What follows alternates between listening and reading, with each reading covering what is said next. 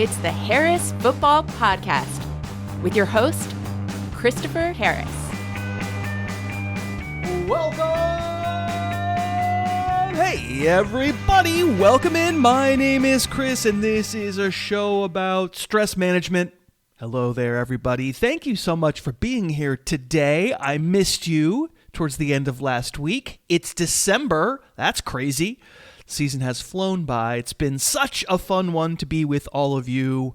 Again, I want to mention how thankful I am to have all of you in my life, even if it's over something that doesn't really matter all that much, like some silly football. But as I like to say, while we're talking about football, we're not really talking about football.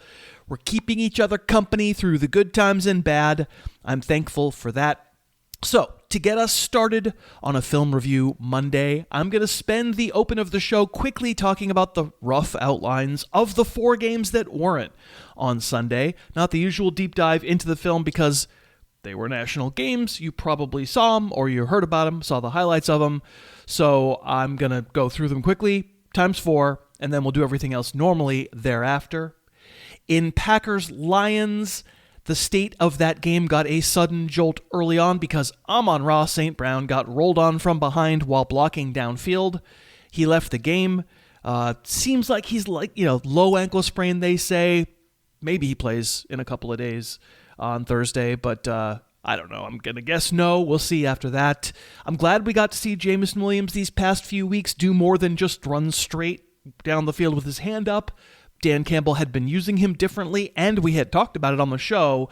So I think even though, it's a little paint by numbers, we can believe the box score here and a little more than we might otherwise have done. If there's no Amon-Ra St. Brown, then Williams, clearly the one you want. Probably not Isaac Tesla or Tom Kennedy, who I definitely knew existed before Thursday.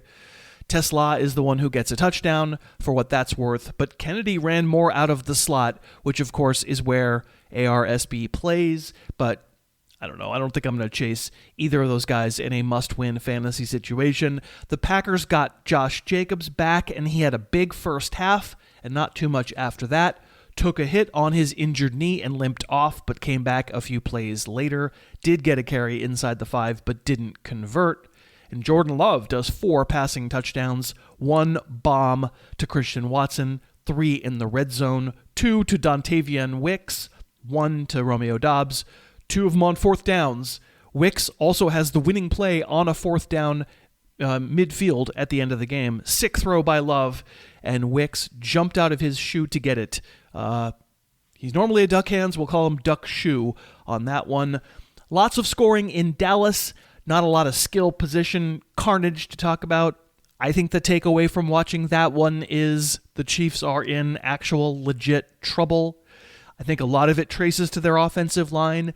In this game, they would wind up losing 3 starters to injury, and we'll figure out how bad it is over the course of the week. And I think the tackle, he's not going to be back. I think he broke something. We can also mention typewriter feet. Isaiah Pacheco did return from injury, but obviously the plan was to work him in slowly. 40 snaps, Kareem Hunt, 16 Pacheco, 15 touches Hunt, 5 Pacheco. To my eyes, it was pretty clear which one has any juice. Twice Hunt was stuffed on a 3rd and short, but certainly until you see different, not an attractive backfield. Not much to say about the Cowboys other than the defense has obviously improved enough for them to hang around and beat the Eagles and Chiefs in back-to-back weeks. Then they're going to have to try to do it again against those Lions on Thursday night. In Ravens-Bengals, the big story is the return of Joe Burrow and having him very much look like Joe Burrow. They definitely stalled out in the red zone and kicked more field goals than you would want, but the clapper, Jason Garrett, was on the case during that broadcast, correctly, immediately noticing that Burrow's mobility looked normal, good. He had a quarterback sneak on a 4th down. He looked unlimited and usable, which is great. Didn't have T. Higgins in this game, and we'll have to see if that lasts through to Sunday. I guess if it does, we can say Andre Iosivas, not nearly as involved as Mitchell Tinsley, way more involved, so I'm probably, if there's no Higgins, I'm probably ranking Tinsley ahead of Iosivas. Jamar Chase was great, and I think you'd also say, For the Jets game last week, I told you I thought in the second half when Lamar Jackson got mad because the offense was sluggish, I thought I saw him running just fine.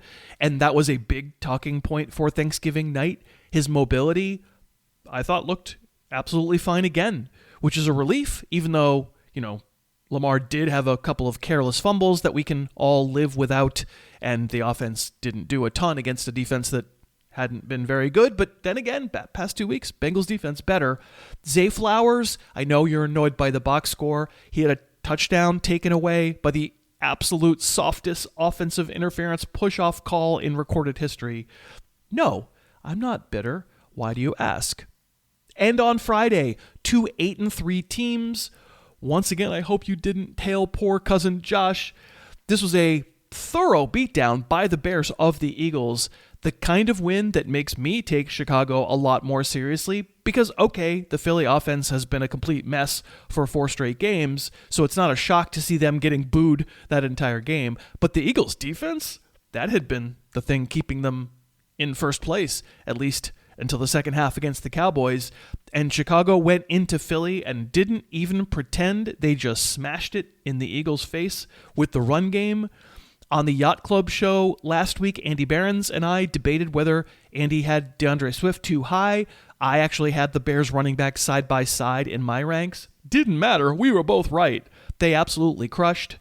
The referendum, Caleb Williams was asked to do not too much, and he mostly achieved doing not too much, but his touchdown pass was absolutely beautiful. And if you can do that on the road in Philly, you're a contender. No two ways about it. And yet, I kind of can't help thinking the story is still more about the Eagles. The quarterback feels a little bit exposed. The offensive line really isn't good. The play calling isn't good. In August, we talk about how everyone is so sure about which offensive environments will be good and bad, and we're always surprised. By the way, now the Chargers pass on every down.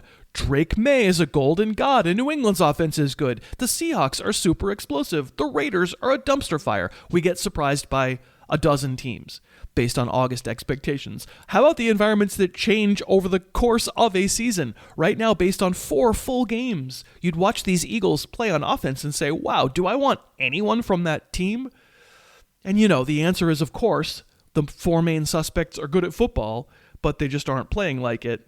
And they have you in a bind because I don't think there's any fantasy team where you can sit any of them, and yet 4 games is a trend. This team that did 33 points against the Rams, had a huge passing game against a good Vikings defense, had over 300 yards against the Broncos. They look helpless as a kitten. They look badly coached. The quarterback's flaws are, to my way of thinking, a big culprit. He does things well, but the things he's bad at are the things that, help you stop a tailspin if you can figure them out. And of course, the coach is a basket case. I don't think I have that many smart things to say about them. If you have a team where you can not use Saquon Barkley, A.J. Brown, Devontae Smith, Jalen Hurts next week against the Chargers, you should feel free. That would be a good fantasy team. The rest of us just have to hope that the only way out is through. Today's kickoff. Okay, on today's show, that was some quick summaries. We can slow down a little on the Sunday games where you probably didn't get to see a lot of them. Of course, you probably did watch some football yesterday, so when I talk about a game you were able to watch, hey, I was just watching like you, and your observations about players are just as valid as mine. I'm trying to give my perspective. All he's trying to do is help you. Indeed, and you should certainly have fun and take what you agree with. Coming up, we will talk about Rams-Panthers, Cardinals-Buccaneers, Bills-Steelers, and 49ers-Browns. We'll preview Monday night's game, the Giants against the Footy Pajama Patriots. And then my guest, it's a treat. He's venturing outside the paywall. Andy Behrens from The Deep Shot and the co-captain of the Yacht Club podcast. He'll be here, and we will talk about Raiders, Chargers, Texans, Colts, and the Sunday night thriller Broncos, Commanders. Thank you again very much for listening today. We are sponsored by Aura Frames, and if you're trying to come up with a gift idea for a loved one, this is a last-minute lifesaver, a digital picture frame. I have given one to my parents. What's particularly wonderful about it is you can keep updating it long after you've given the gift. unlimited photos and videos on a beautiful picture frame.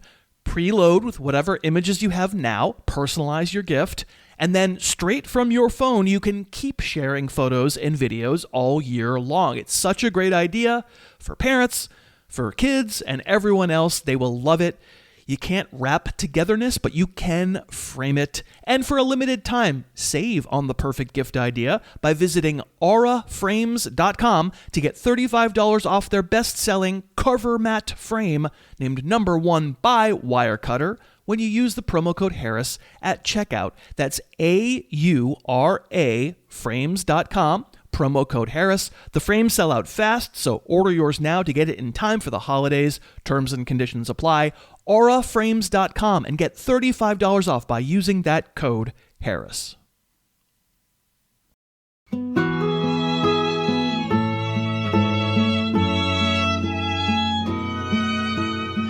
my mind, I'm going to Spain with Stafford. He didn't go to Spain. He went to Carolina, and he lost the game. Let's talk about several of Sunday's games. We'll start out with the Panthers' alarm clock going off a week late, submitting an absolutely boring and sad Monday night effort against the 49ers when everyone was watching them, and then turning around and upsetting the Rams at home behind a crazy run game and some timely throws from Bryce Young and a defense that, I don't know, didn't play well, but rose up and made a few plays when it needed to. I think with Carolina, we very clearly start with the running backs. You see them both in the box score, racking up some yards. But our guy, Chuba Hubbard, proving he hasn't forgotten how to play. He's not bad at football, and last year was not an illusion. If I'm able to go beyond the box score here, what I'll say is Rico Dowdle started and got carries on Carolina's first 2 plays. Hubbard was immediately in and got a carry. Then Dowdle was in, got another carry, immediately came out. And that's the point where cameras showed Dowdle grabbing his shoulder and looking like he wasn't feeling great. Hubbard was back in at that point, and boom, a screen to him. He houses it for 35 yards and a touchdown. I don't particularly think that Dowdle was badly hurt at that point, but my point in bringing it up is it gave Hubbard the opportunity to get hot. And he sure did. The next drive belonged mostly to Hubbard. There was a 4th and 1, and Dowdle came back in and converted. But the rest of the drive was Hubbard's. In the 2-minute drill at the end of the first half, it belonged to Dowdle, and he had a big burst carry for 15 yards. The rain really started at halftime and kept up the rest of the game. Dowdle started the third quarter. Hubbard was playing mostly on third downs, but then late third quarter, it was Hubbard, 5 straight carries, and you could see he was exhausted but did not want to come out of the game. Dowdle got the next series. The overall snap count winds up 36 for Chuba Hubbard, 27 for Rico Dowdle. I'm going to be honest and say the same thing I was saying back in October, but in reverse. I don't think Dowdle really did anything wrong. He got stuffed a bunch, especially early in the game, but he wound up putting together an okay yardage day. He just didn't get the well-blocked plays, and especially in the second half, Hubbard lucked out by being in on plays where there was room, kind of the opposite of what I was saying back in October, or even September maybe. Very, very clear. The Panthers win this game because they ran it down the Rams' throat. The Rams got out of their dime defense and played multiple linebackers and still couldn't stop it. Where was this last week? Great question. But we're left wondering, are we in a platoon now? Is this a timeshare? And these backs now have to be treated the same again back in the ranks like I was doing up until, 6 weeks ago? Certainly that's my instinct having watched this. It takes some shine off the idea of Dowdle as a locked-in, no matter what you have, kind of fantasy playoff contributor. Certainly, can be usable, but I just don't know how you watch this and go back to Hubbard being like a 20% guy. It probably turns them both into annoying flexes, but also it's a week-by-week league, and our perspective could change as soon as 2 weeks from now against the Saints because Carolina has its bye next week.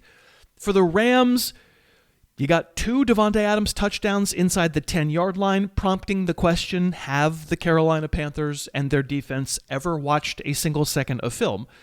You also got possibly the catch of the year, although yet another candidate on Sunday night. But if you didn't get to see Puka Nakua's catch, a backhanded, one-handed catch in the fourth quarter, this is a clutch moment, too. They're losing late. The very next play, Kyron Williams closes out the drive to score a touchdown and give the Rams the lead. But then, improbably, with the run game still working, the second time on a 4th and 2, the Panthers decide to throw caution to the wind and throw. The first one resulted in a long touchdown to Jalen Coker, and then when it mattered most, it was a long touchdown to this guy. So tense, I worried this rookie was just another Xavier Legette. Didn't hear a lot of Xavier Legette in this game, but Tetairoa McMillan, his only catch of the game, a long touchdown, gives Carolina the lead again. And yet, of course, the LA offense really didn't get stopped. I mean, they go right down again. The only thing that stopped them was themselves. You had an early interception in the end zone by Stat Padford that bounced off of a defensive lineman's helmet. You had a pick six on a deep out that wasn't thrown out enough. And at the end, down 31-28, they're in field goal range. Stafford's back to pass. He's jostled by the rush. He drops the ball. The Panthers get it. That's ball game. You certainly are not doing anything silly or clever with any of your regular Rams starters. The offense made some mistakes in the rain, but still marched up and down the field. Week 14, they get a road game against the Cardinals. And speaking of them, next up, entertaining game between them and the Buccaneers. Stop me if you've heard this before. Arizona hangs right in there, earns some admiration, and then can't win a close game. But really, the returns we cared about came on the other side. Tampa gets Baker Mayfield back. He never really left, but he was questionable with a sprained left shoulder, and he played and was tough, escaped pressure in his usual way. And then we had Bucky Irving back, and we had Chris Godwin fully back, played as the primary slot weapon for Tampa, although, of course, it's the NFL in 2025. Everybody in a receiving core runs routes from everywhere. The best news was Irving. I mean, not great if you were watching it live because Rachaad White got the first carry. He played the entire first series. Godwin had a sweet play on that drive where he broke a tackle after the catch to convert a 3rd and 9, but then Emeka Egbuka ends that drive with a drop. Second series, there's Bucky. Bucky Irving is back. A big Egbuka gain gets nullified by penalty, and they punt. It was a scoreless first quarter. Third series, Bucky Irving again, although Sean Tucker did come in to convert a 3rd and 1.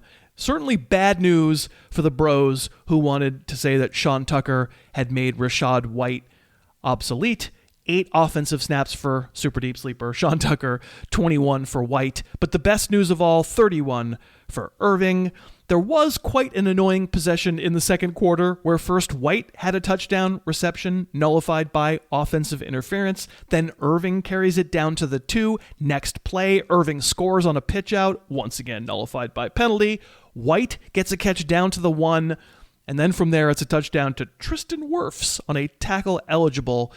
But overall, you already know how much I like Bucky Irving's style. He is precariously close to tiny boned, and he doesn't really run like it. He is a hit it hard kind of player, courageous and quick and good acceleration. He would eventually get a shotgun draw in the red zone and score his first touchdown of the year that made it 17-3. But alas, that was the end of the scoring for Tampa. Godwin would make a big play on a deep over route and get tackled inside the Cardinals' 10, but on third down, perfect read by Mayfield, hits Godwin in stride on a slant in the end zone, and he just drops it. So we missed out on a big offensive day from him. Mayfield did escape pressure a bunch and didn't look any worse for wear. I can point to a couple of bad reads where he maybe should have gotten picked, but he didn't. And in Week 14, the Buccaneers will host the Saints. For Arizona, well, we had the question about this guy. I'm having trouble with my hands. Marvin Harrison had, of course, missed a couple of games because of his appendix. He was back here. He had missed out on the Michael Wilson explosion, so how would things go? Well, am I allowed to give a multi-part answer? Because on the one hand, the Cardinals made their feelings clear from the beginning. Their first 2 plays were short passes to Marv Jr., and he had 3 catches on the first drive. Trey McBride also 3 catches on that drive. It was a good drive, and in the red zone, Jacoby Brissett did look for Michael Wilson, but it was thrown behind him and popped up in the air for an interception. The Cardinals have made their preferences known, though. Even in neutral situations, they definitely want to throw. And for the next 3 series, they threw a bunch of incompletions and got sacked a couple of times and had an intentional grounding. But then in the 2-minute drill at the end of the half, a good catch by Marv Jr. down the field, a really good Michael Wilson catch, and they kicked a field goal that made it 10-3 at the half in Tampa's favor. In the second half, it was more a question of injury than of preference. First, Michael Wilson had a grab early third quarter, and he momentarily limped off, but he would be all right. He came back in. Then late third quarter, Harrison made a long catch down the left sideline, and he limped around after the grab. Stayed on the field, but he would only play 5 more snaps and miss most of the fourth quarter. We're told that it's a heel injury. Pretty obvious when he heard it, and the fact that he tried to play on it, it makes you think it's not like debilitating, but certainly could be something that we track. The Cardinals moved it in the second half. They threw it like 40 times. I think you mostly just ride the wave. I think we got our answer that if Harrison is in, we probably don't need to be ranking Michael Wilson, in the top 30, although maybe, because sometimes you can still use a guy attached to an aggressive pass offense. It can pay off. But if Harrison is out, if this heel injury is real, we're looking at Wilson again, provided that he's healthy. And then Trey McBride, he scores down the seam with 5 minutes left in the game to make it 20-17. I think they said 14 straight games for McBride with at least 5 catches. Remember last year when people told you there was something weird about Trey McBride that meant he couldn't score touchdowns? Was always stupid. Touchdowns are random. Thank you, Robot Dash. McBride has 8 so far this year. For the running backs, don't want to dwell too long except to say, man, Bam Knight did flash a couple of times. Early on, a 15-yard game, he got completely on his own on a bounce out, and then second half, a 13-yarder, again, totally on his own, and then at the end of that run, he puts the ball on the ground, which, sums up why some guys are not starting running backs in the league. Michael Carter ran over some dudes in the 2-minute offense as well, but we're mostly wondering if and when Trey Benson can return. We are sponsored by Fitbod, the app that I use in the gym. So this very moment, I'm not allowed to do everything at the gym, but I am back in the gym, baby. It's been awesome. The herniated disc is mostly behind me. A yacht possum named Zach has been leading my rehab, but when I'm completely free from rehab, I use Fitbod. It's like training with a personal trainer, except 1 year of Fitbod costs less than 1 session with a personal trainer. Here's what I'll say about Fitbod. It's not magic. It still requires you to put in the work. But if you're trying to get into a fitness habit, get a little stronger, lose a little weight, you've heard Dave Kluge mention it on the show, Fitbod is a tool that will help you get there. If you're a workout noob, don't be intimidated. It will design custom workouts based on your needs, your goals, and the equipment that you have. It has 1,000 videos to make sure your form is good. It tracks your results. It's a great New Year's resolution. If better fitness is what you're after, I'm telling you, try Fitbod. Really, you'll get results. You can try the app free for 7 days. Go to fitbod.me/Harris. That'll also get you 25% off a subscription. fitbod.me/Harris. Just do something every day. Fitbod will help. Game Film Rewind. All right, let's get back into it. The Bills winning a very mean, very angry game against the Steelers. Josh Allen and Cam Hayward cussing each other out and pushing each other around and yelling at each other the entire game. Hayward getting an unsportsmanlike, a frustrated 6-6 team. The Steelers are, mostly because I don't think that many people believe they're actually as good as 6-6. Another game where it was not the weather. It was the running game just wrecking a defense. In this case, Buffalo's run game, 249 total rush yards, 211 of those from running backs, 144 of those from James Cook. Another case where the offense, kind of like the Bears, was lining up just to let the defense know what was coming, and they still could not stop it. But really, that was more second half. The first half, Buffalo was stymied. It was 7-3 Steelers at halftime. At halftime, I believe Josh Allen was like 6 for 12 for 50-something yards and a not great interception. Really, more not great for who he threw it to. It was a slant where Gabe Davis had to stick his nose in there and be physical to make a catch on a slant, and let's just say he did not do that, and the ball was picked. James Cook himself contributed to the grossness in the second quarter with a kitten-soft fumble, kneeing the ball out of his own hands. You could see that Josh Allen was ticked off with 2 minutes to go in the half. He started doing that thing where, if it was third or fourth down and short, you knew he was going to run either up the middle or around the edge, and they couldn't stop it. It did lead to a field goal. That possession was amazing. The CBS crew timed it out as being over 30 minutes of actual time for one drive in the 2-minute drill. Fights and injuries, and James Cook in the red zone before a play, absolutely dosing himself with smelling salts on national television, which I think is supposed to be against the rules now. But then immediately in the third quarter, Aaron Rodgers allows a fumble 6, and everything changed. Rodgers was out for a series because his nose was hurt, and Mason Rudolph threw an interception. Cook gets good gains down in close. It's fourth down. On fourth down, close to the goal line, it looked like the play was supposed to go to Dawson Knox in the flat, but he was covered, so Allen scrambled and got away from that read and found the little black backpack, Keon Coleman, for a touchdown instead. If you want to be galled later in the game, watch Khalil Shakir, who you might have started, with a chance to catch a touchdown and have it go right through his arms, so Josh Allen did a quarterback draw instead for a touchdown. It's still only 19 offensive points for Buffalo. It's a run-dominated game where Allen only has 23 pass attempts, 123 pass yards. They were missing both of their starting offensive tackles and just decided not really to risk it. They got ahead in the second half and just didn't push the envelope. You're not changing your philosophy with the Bills. It's Allen, it's Cook, and if you can avoid it, it's nobody else. The Steelers wish they even had that. I mentioned Allen's halftime stats. Midway through the second quarter, Rodgers was 2 for 7 for 10 yards. On their first drive, there was a 3rd and 10 where I was saying to myself, oh, he's going to throw it 3 yards.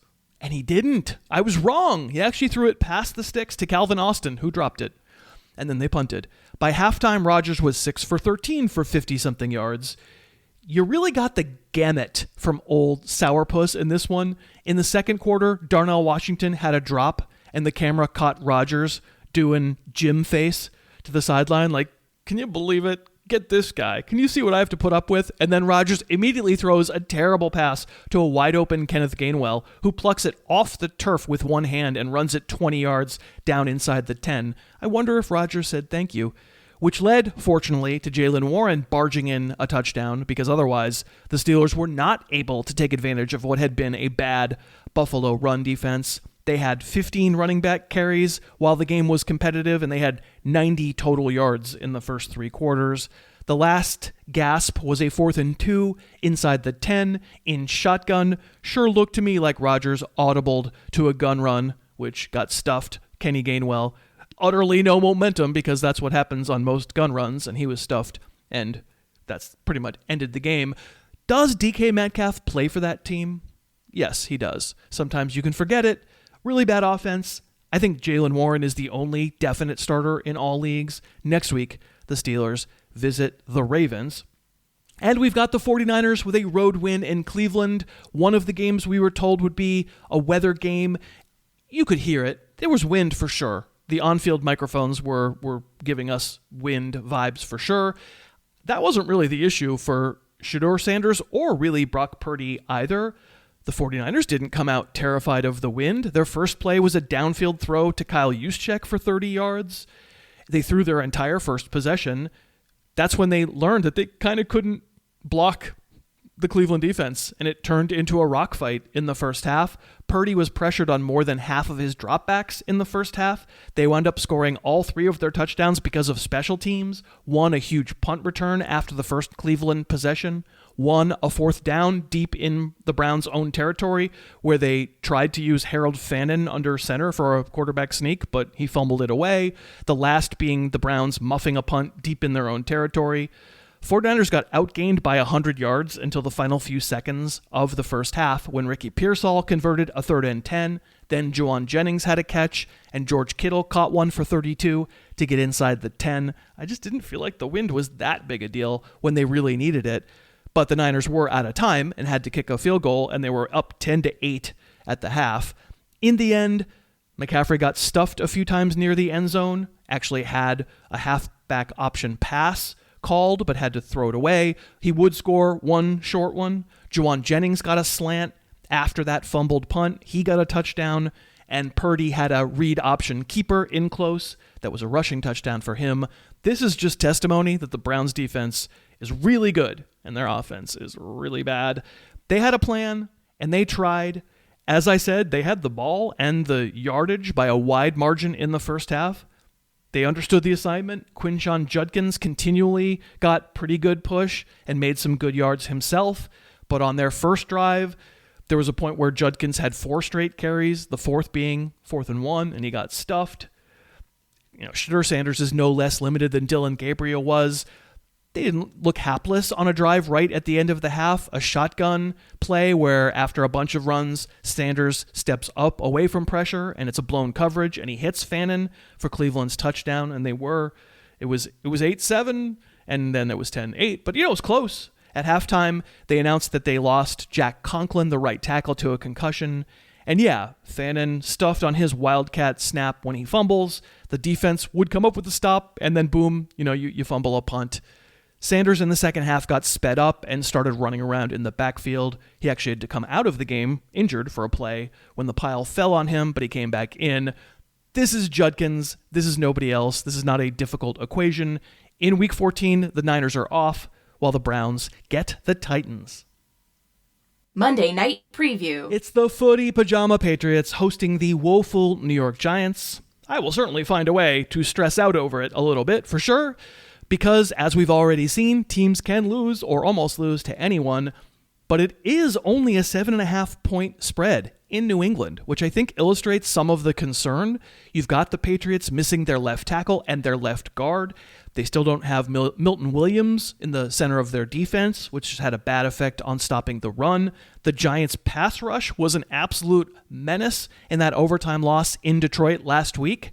This has a path to being a close game, not least because surf movie bad guy Jackson Dart will return from 2 games missed because of a concussion. The wacky, waving, inflatable, arm-flailing two-man Jameis Winston heads back to the bench. I feel like I can safely say that's kind of bad news for the receivers because Winston wants to fling it all over the place. Wan'Dale Robinson went crazy last week. I think you probably waited for him. I think you're probably starting him. But you also know that Dart probably shouldn't run as much as he does, but probably won't be able to help himself and will do some running. Tyrone Tracy is a lot of people's flexes. The numbers make New England's defense look scarier against the run than I think they actually are without Milton Williams. So we'll see about Tracy. Theo Johnson has good chemistry with Dart and could wind up being a player here as well. But of course, New England should win. You're a 7.5-point favorite. They're, pretty good on offense. You're using Drake May, you're using Travion Henderson, and hoping that the split between him and Ramondre Stevenson, stays distant, a robust difference. I have a feeling we'll be disappointed near the goal line with Travion Henderson, but, otherwise for this week, I don't see how you can get away from using him. Stephon Diggs, Hunter Henry is a top 10 tight end based on last week. The Patriots have just been an environment that you want, improbably, but with a lot of injuries, we'll see if that remains true on a game-by-game basis. And of course, we'll talk about it off the top of Tuesday's show. We are sponsored by Pre-Alcohol from ZBiotics. Did I have exactly 2 old fashions on Thanksgiving night watching all those games that I talked about off the top of the program? I sure did. Did I drink pre-alcohol before I had those old fashions? I sure did. Pre-alcohol is the first genetically engineered probiotic developed by PhD scientists to tackle rough mornings after drinking. And I simply do not drink alcohol without ZBiotics any longer because it works. When we drink alcohol, it gets converted in the gut to a toxic byproduct. And it's this byproduct, not dehydration, that's to blame for rough mornings after drinking. Pre-alcohol attacks this byproduct before it can get downstream. If you think I'm making it up, I encourage you to try it. Make pre-alcohol your first drink of the night. Enjoy responsibly. You'll feel your best in the morning. They have a 100% satisfaction guarantee. If it doesn't work for you, you'll get a refund, no questions asked. Check it out, zbiotics.com/Harris, and use the code Harris at checkout. You'll get 15% off your first purchase. It's the holidays. You got a few weeks until New Year's. Could not recommend it more. 15% off, zbiotics.com/Harris, and use that code Harris. Today's guest. This is a guy who can't be beat. Let's us buy Harris in 2016. Series he's drunk all day. CJ Beathard all the way. I want Andy. Who doesn't want Andy? You missed him, all you Freesiders, all you people who aren't on the Yacht Club. It's Andy Behrens back again. You can find him at thedeepshot.com, and I would love that if you do, you could also subscribe to the Yacht Club, because you get all the stuff between me and Andy with the Yacht Club. Hello, sir. It's 2 times this week. Aren't you thrilled?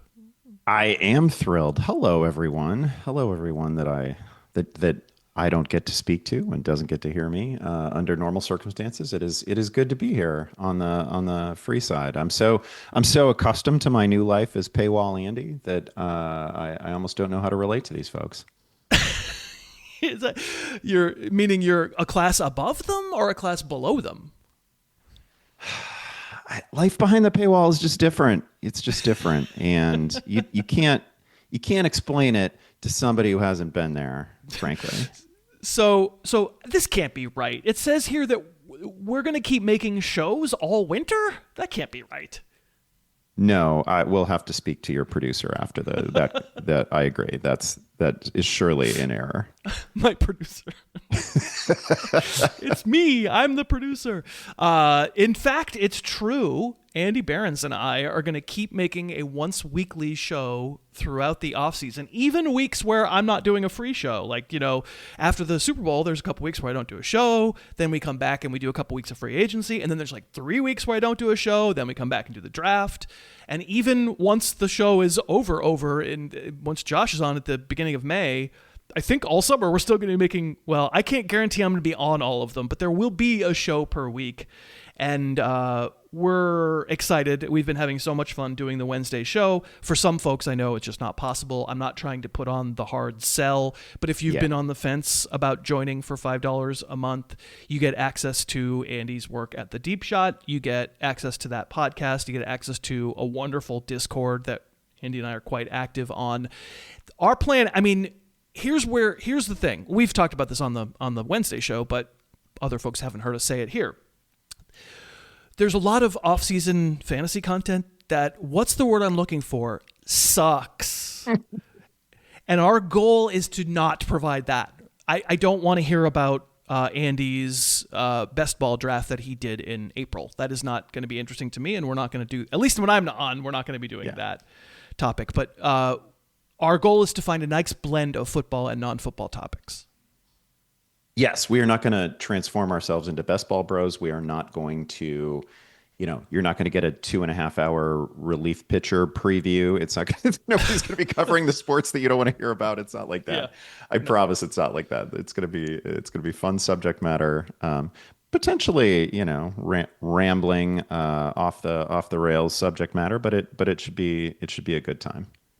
Yeah, the plan is basically to bring back the Juggernaut, which is a show I did right when I started this show too with Dave Piper, where we're going to, I think the plan now, don't hold us to an exact schedule, but I think once a month we're going to do a totally non-football related topic, and we're going to have a guest on like I used to do with the Juggernaut, where it's a writer or a actor or a musician or something, and one or both of us will talk to that person.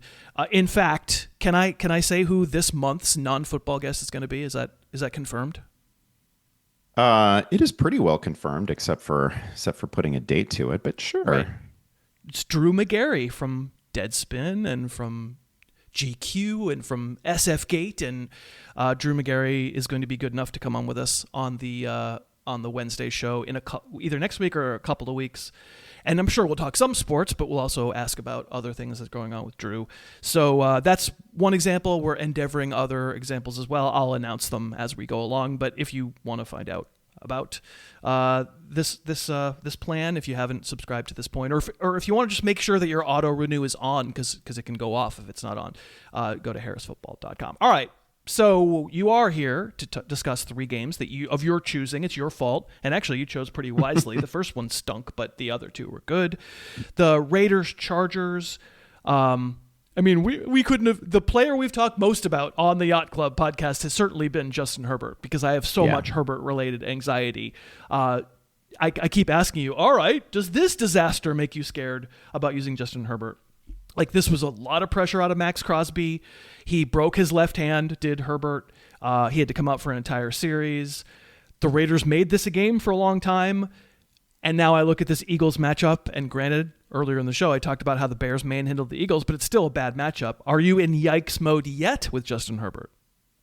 Yeah, just to be clear, the reason I chose this game is, of course, not because I thought, oh, wow, that's going to be game of the day material. It was, simply the fact that the Chargers are almost too big to fail in fantasy, and they failed before the bye, right? Like, the Jacksonville game was jarring, wanted to see how they came out of it. The short answer to your actual question is, I'm pretty worried about Justin Herbert moving forward. It has an awful lot to do with the injury that he picked up in this one. The frustrating thing is, like, that first drive for the Chargers, just precisely what set aside the injury. That is what I wanted to see. Like, it's a wonderful drive. It's like 14 plays. It's 9 minutes, 10 minutes. The run game's working a little bit. We're getting 4 and 5 yard chunks with Kamani Vidal. We're getting nice stuff off play action, all the bread and butter stuff to Keenan Allen. We hit absolutely everyone other than Ladd McConkey, who we know is going to get his eventually. Like, just an excellent drive. The one time there's pressure, Herbert actually picks up 1 or 2 yards. It becomes a disaster play, but we don't know it at the time. It ends with the Quentin Johnston touchdown. Just everything I wanted to see. And they're not really heating him up at that point. So, like, that was okay. We've righted the ship after Jacksonville. And then Trey Lance comes out for the next series. and then we're in trouble. And then Justin Herbert is purely in shotgun the rest of the game because he can't take snaps under center. And so, like, we're in 4th and inches and we're in shotgun, and it's just, I don't know. It's no way to live. And no, I don't think it's going to work against Philly.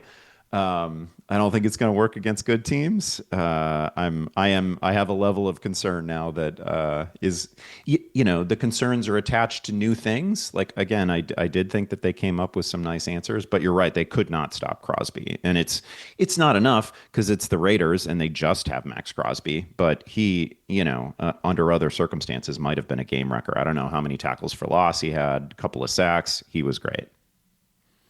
Yeah, it's disaster. I just think you should be looking for other solutions. Just look at the schedule. The Chargers have Eagles, Chiefs, Cowboys, who suddenly aren't such a pushover, Texans. And then if you play the last week, you shouldn't, Broncos. Like, those are some ridiculous defenses. The Chargers have so they'll come up with a solution for his hand that's not a padded glove. Like, they'll do something and he'll play. It's just they can't block it. They finally gave up on Trey Pipkins left tackle. That's no longer the thing. They had some other dude in there I'd never heard of, but that's good. Pipkins played right tackle, still stunk, and got run over, boat raced by but Max Crosby. Correspondingly, you can't feel anything good about those wide receivers either. Right. No, it absolutely trickles down. And again, I thought it started in such a promising way. And then none of them, so a couple of them scored touchdowns, but nobody finished with a particularly useful fantasy line. And you mentioned the defenses that they're about to face, and we have a compromised version of Justin Herbert, and the line is hopelessly broken for the remainder of the season. So no, I'm afraid we can't feel good about him. Don't think Herbert's going to be a top 10 quarterback for me for the rest of the season, which is kind of crazy. And suddenly all of these receivers fall into the vast wasteland with new coordinates, right? They're not all like start of the year. I feel like in September we had all these guys in the 20s at receiver, and now they're gonna tumble further. So the Raiders, we don't have to talk too much about Brock Bowers. That was an unbelievable one-handed catch. Felt like he was throwing it away. Geno Smith was throwing it away. Yeah. Wonderful catch. There were 3 of those yesterday that I've seen so far on film, one-handed catches. Ashton Jeanty did not, however, perform. 15 carries for 31 yards, 6 catches for 30 yards. The hackneyed thing that the fantasy person would say would be, never bench 21 touches. I could see. I think sometimes you could maybe bench 21 touches. These are pretty hopeless touches. Yeah, you mentioned the schedule remaining for the Chargers. Well, Ashton Jeanty's about to get the Broncos, the Eagles, the Texans in 3 straight weeks. He gets a much friendlier matchup in championship week against the Giants, but you got to get there as an Ashton Jeanty manager, and it's not a lock that against that schedule, we're gonna have him inside the top 20 at running back. And I think I think he looks fine when he gets a free run at the line of scrimmage, which is not that's not every time. He can do some things. He can make a guy miss. He can run over a guy. I haven't loved this all year, but like almost every target that goes to Ashton Genty is him just wandering out into the right flat, and Gino gives up on a play and chucks it to him, and I don't know, it doesn't go for a whole lot, and we see it again and again. Yeah, it feels hopeless. We should say, I mean, I'm sure somewhere Jake Trowbridge is racking up the points, because seeing Justin Herbert's finger for Finger League, oh my God. I mean, that's a big score. Texans Colts, 2 immediate injuries in that game, more immediate even than Herbert in his game. First was Sauce Gardner on the second play of the game. It looked like an Achilles, and now they're saying, no, it's just a minor calf. Good luck with the minor calf. He couldn't extend his foot, so I kind of don't believe them. And then Woody Marks, his first carry, he limped off, went to the locker room. He would come back and turn out to be fine. He was back in the game when Nico Collins caught a sideline pass. Why did you step out of bounds, Nico Collins? That was really, really unfortunate. Oh. He did, however. And then Nick Chubb stole the rushing touchdown. But the snap count does go 40 for Woody Marks, 23 for Nick Chubb. That touchdown, that sequence is not going to change how you're viewing the Texans backfield.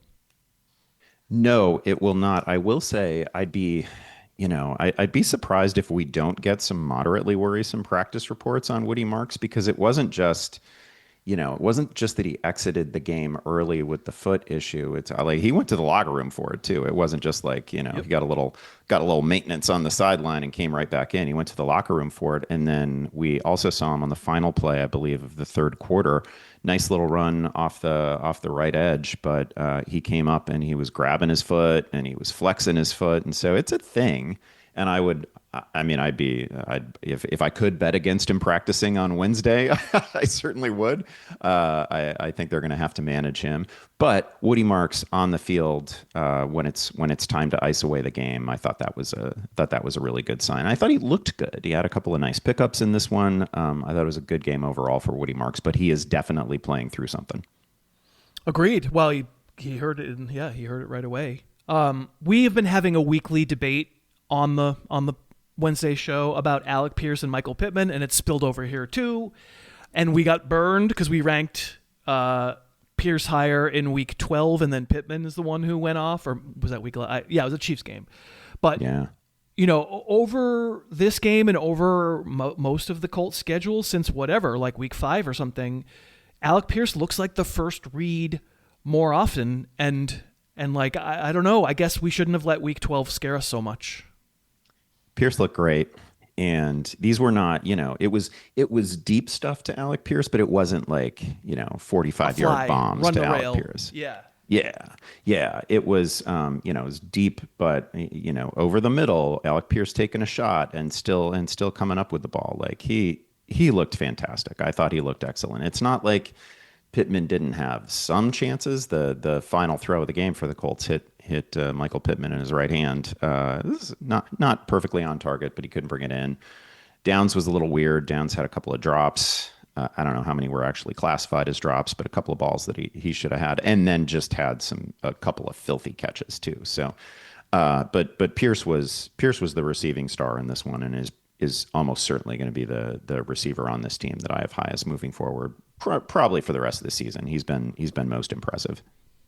I always say I don't have to decide about week 17 right now, so I can have my mind changed, but I regret letting my mind get changed from just one game, week 12. But it's like, here's this firmly held belief: Michael Pittman is the best receiver, and gradually I've been weaned from that, and then you get, okay, I'm gonna believe it, and then one game you get Pierce totally disappearing. You go, forget it, no, I'm gonna go back. I don't want to be yelled at, But yeah, you couldn't watch this game and not feel that way. I agree. There's not that much more to say. Daniel Jones, CJ Stroud comes back. I don't think you want to be using CJ Stroud that much. He was okay. He spread the ball around a lot. Daniel Jones is the one people want to use because of the early season performance. They're at the end of the game. You mentioned the 4th down throw, those 3 straight incompletions. None of those were good throws. He didn't give you a fantasy disaster here, nor did he against the Chiefs. He didn't. We were so worried about the turnovers. He didn't really turn it over.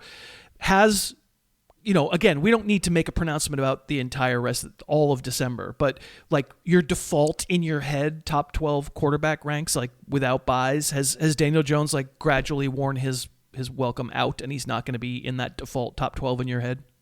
Yeah, he's not in there right now. He certainly won't be.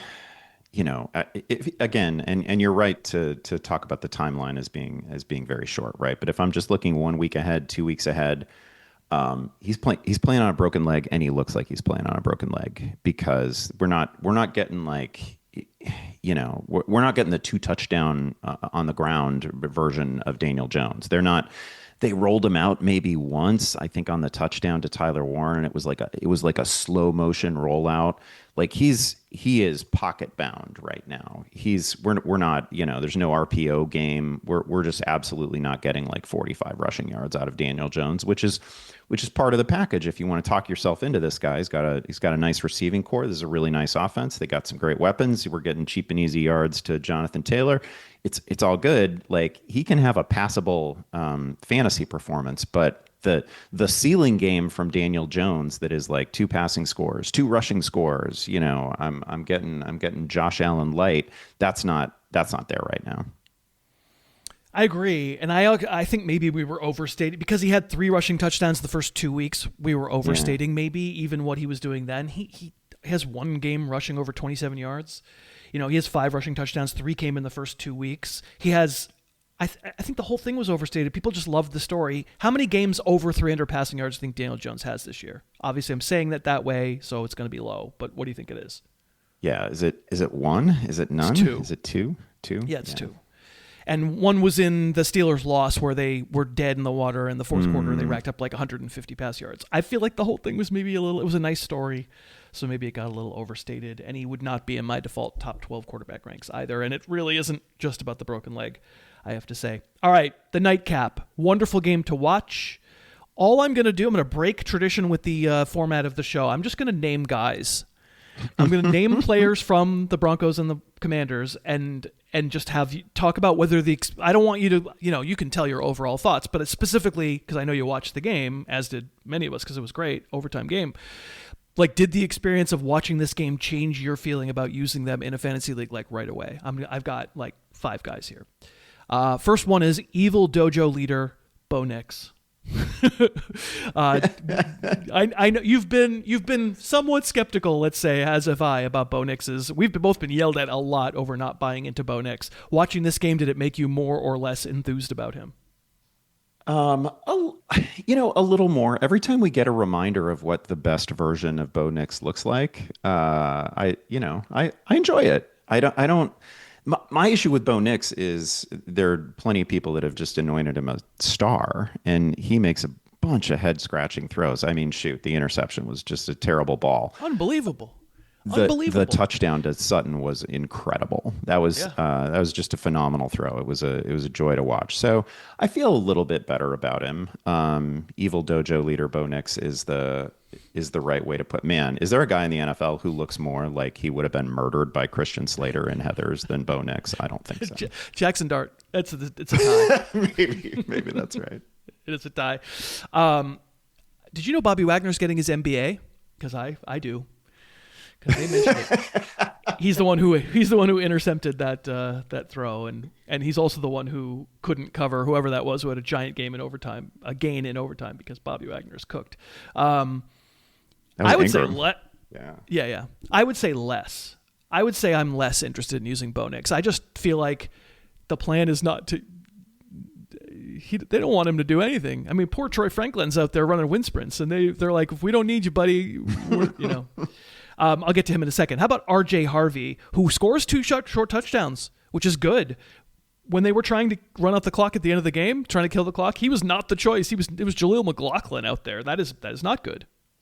Yeah, they don't have a good answer at running back right now. And I mean, R.J. Harvey is fine as a fantasy play because they did put him on the field at the goal line. But at least that final touchdown, Chris Harris scores that touchdown, right? Like that was a walk-in. We just need to wrap up the ball. In fact, like midsummer, Chris Harris with the back issues scores that touchdown. I want to say like that was That was not heavy lifting. There was a moment in this game where Collinsworth is just exasperated with Harvey for bouncing a run outside that had no hope of picking up a yard outside.